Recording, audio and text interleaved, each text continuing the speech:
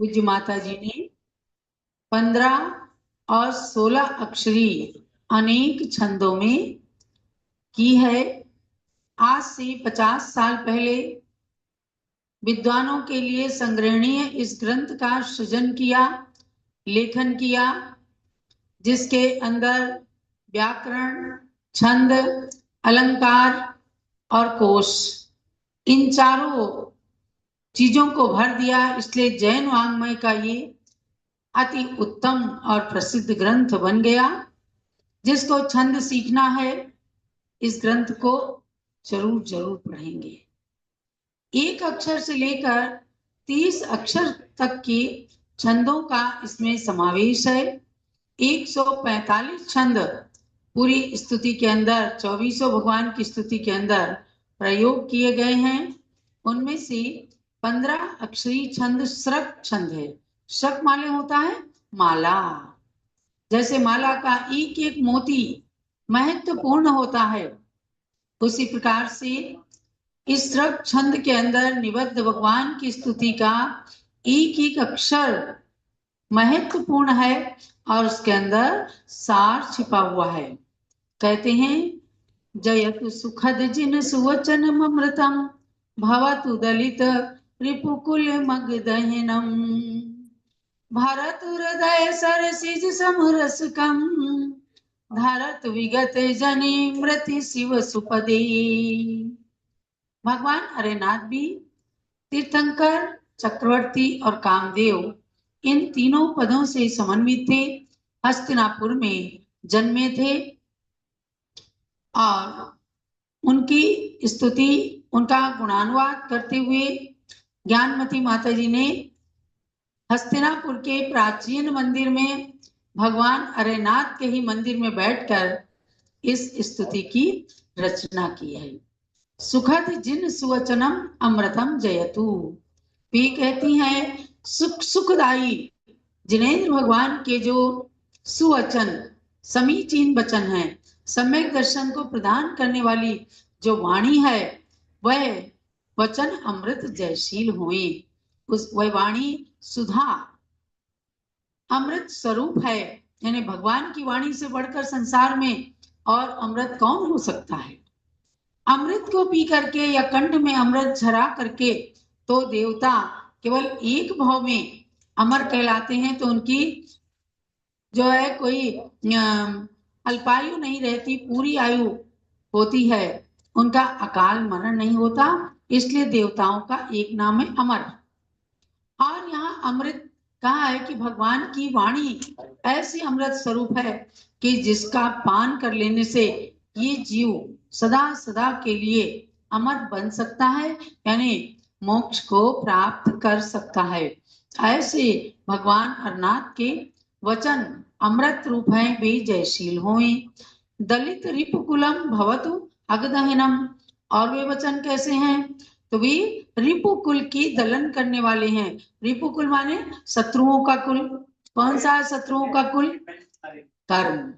संसार के अंदर पंच परिवर्तन रूप जो संसार है, उसमें कर्म ही 84 लाख योनियों में भ्रमण कराता है। इसलिए कर्म को कहा रिपुकुल, यानी शत्रुओं का एक कुल है। इसमें कोई सज्जन नहीं है, कोई भी कर्म, क्योंकि ये शत्रुओं का ही पूरा कुल है। ऐसे शत्रु के कुल का दलन करने वाले हैं, यानी पाप समूह का नाश करने वाले हुए। और कह रहे हैं, सर हृदय सरसिज समरस कम भरतु, मेरे हृदय कमल के अंदर ये समता रस को भरे। माने मैं एकदम श्रद्धा के साथ, विश्वास के साथ आपकी वचन रूपी अमृत का पान करूं, तो मेरे लिए समता रस को पान कराने वाले हो जाए, मेरे हृदय में भर जाए। उससे क्या होगा? विगत जन मृति शिव सुपदे धरतु, यानी जन्म और मरण से रहित मोक्ष पद में हमें पहुंचा देंगे। क्योंकि एक एक शब्द के अंदर इतना अर्थ छिपा है कि जब हम शत्रु कुल का नाश कर देंगे तो क्या विजय मिल जाएगी?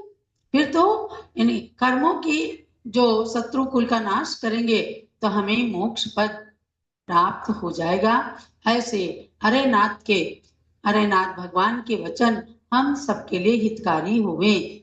दूसरे श्लोक में कहते हैं, अर्जुन वरितव पद युग कमलम वसतु मनसिमम कलिमल दलनम सुर नर मुनि गण कृत बहु शरणम प्रभवती जिन तव समदम सुरसा।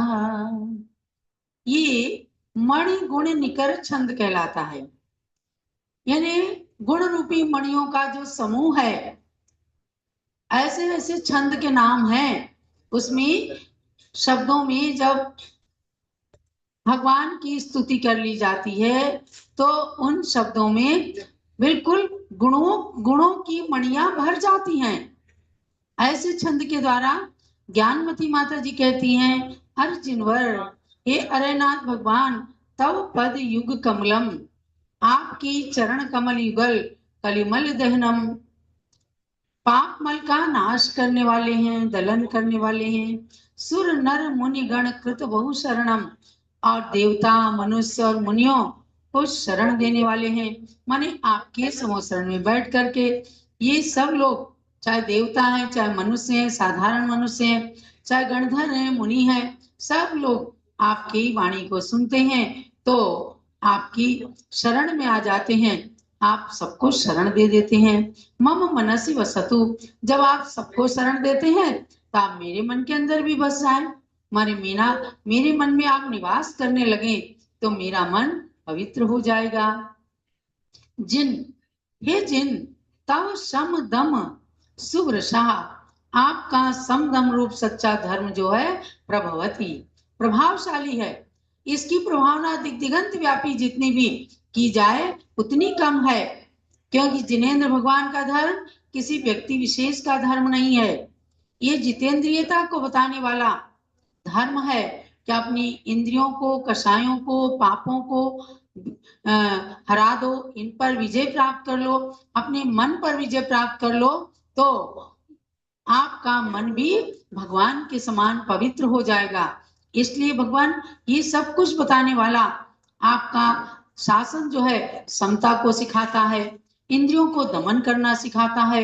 यही सच्चा धर्म है और ये अत्यंत प्रभावशाली है। इसलिए हम सब इस धर्म की शरण लेते हैं। ऐसी महान स्तुति को रचने वाली पूज्य गणी ज्ञानमती माता जी ने जिस ग्रंथ को प्रथमतः पढ़ करके बचपन में ही वैराग्य अवस्था को प्राप्त कर लिया, अब मैं उस ग्रंथ की ओर आपको ले चलती हूँ। उस ग्रंथ का नाम क्या है? पद्म नंदी